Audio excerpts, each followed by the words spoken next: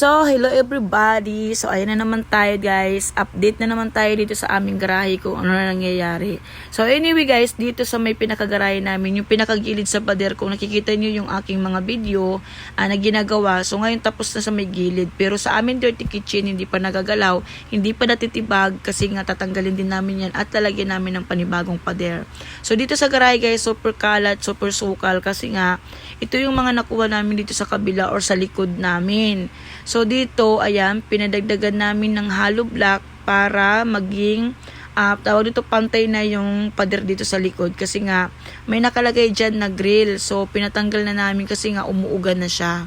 So nagpalagay na rin kami dyan ng biga and then poste para medyo kumapit or medyo matibay. And then papalitadahan na lang yan dyan. Tapos yan, yun lang yung update namin dito sa aming pinakalikod ng bahay and then sa garahe. So hindi pa tapos ang gate, hindi pa nakakabit dahil umuwi pa yung isa